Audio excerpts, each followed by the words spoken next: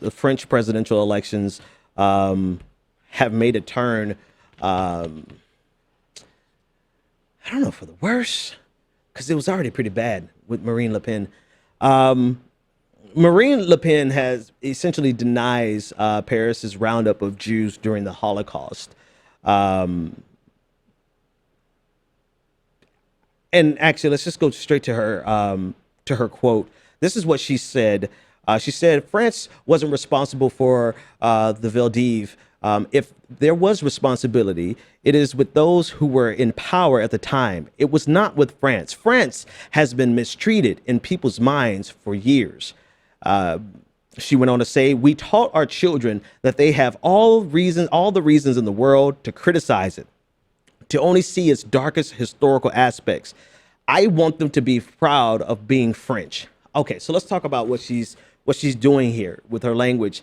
During World War II, France stood out above every other European nation and voluntarily rounded up thousands, nearly 13,000 Jewish citizens between July 16th and July 17th of 1942.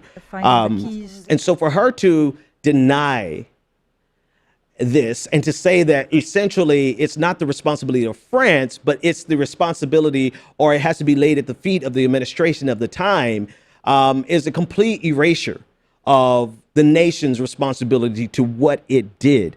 Her comment contradicts, according to the New York Times, it contradicts 20 years of state policy, which has been recognizing French responsibility for the roundup, all because she doesn't want to have to teach her children that that there's something bad about France, or that there's something bad in the history of France.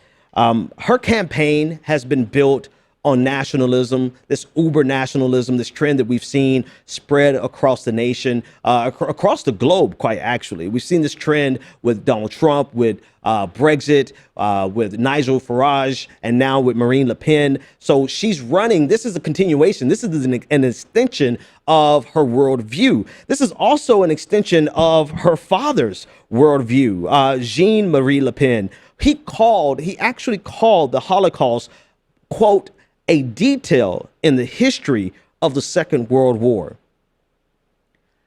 I mean, essentially a footnote in the history of the Second World War. She said, this is Marine Le Pen speaking, and she said, we've taught our children that they all have reasons in the world to criticize France and to only see its darkest hours, and she wants them to be proud of being French. Last night, she tried to walk back her statement, but not really a walking back, more of a qualification. She said, quote, I consider that France and its republic were in London during the occupation and that the Vichy regime wasn't France.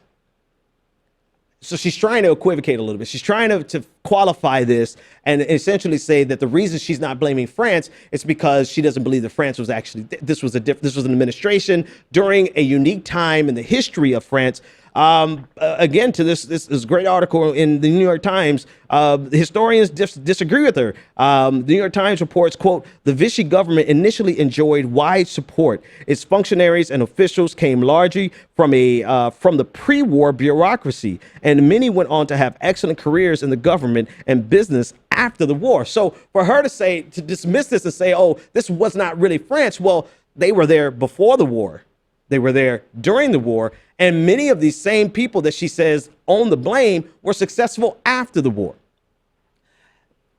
Details, yes. Important details, yes. But more importantly is this idea that that you cannot acknowledge the troubled past of your nation for you to have patriotism or love for your country. This is the problem. This is where Marine Le Pen intersects with so many different nationalist organizations and ideologies across the world, because they never want to admit that there's something wrong in the past of your nation. This is what blows me away. What blows me away is this idea that how can I put this? There's not a country in the world that has not committed some atrocity. Let's start there. There's not a country in the world that has not committed some atrocity. And if you have to erase your nation's atrocities in order for you to feel that pride, then you're not really proud of your country.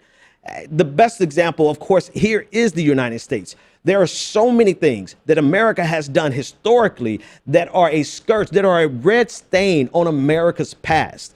And for us to erase that simply says that we're not mature enough to actually deal with the fact that we have a troubled past. No one, no nation, no individual, no ideology, no political party is born of some type of immaculate conception out of the purity of goodness and there's nothing wrong. No, if you need that aspect of your nation or your worldview, then you need to start over, because every single individual, every single ideology, every single political party, every nation has something in its past that should be shameful and should serve as a constant reminder of where you come from.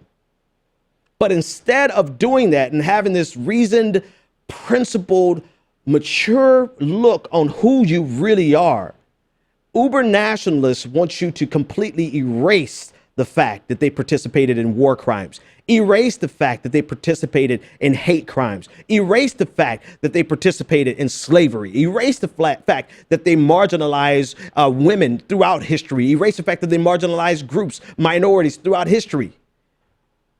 And the reality of it is that it's never going to make your country any better. You want a whitewashed version of your country. You don't want people to be able to say that your country was screwed up. And I'm just wondering, like, who actually needs that? Who actually looks at themselves in the mirror and say, I've never made a mistake? This is what nationalism does to you.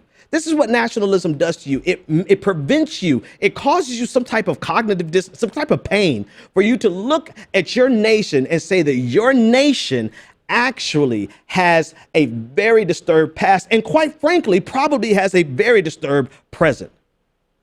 But instead of doing that, they would rather, people like Marine Le Pen, people like Donald Trump, people like Nigel Farage, people across this world who cannot come to terms with the fact that their nation, our nation, their ancestors, not mine, committed atrocities throughout American and international history, and we must never let them erase that from our books, no matter how hard they try.